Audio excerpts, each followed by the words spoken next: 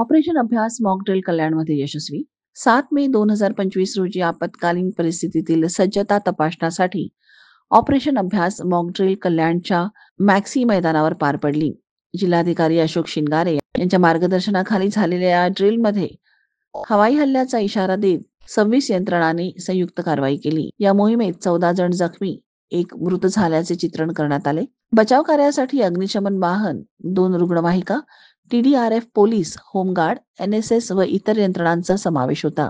मान्यवर अधिकाऱ्यांच्या उपस्थितीत ड्रिल यशस्वीरित्या पूर्ण झाली.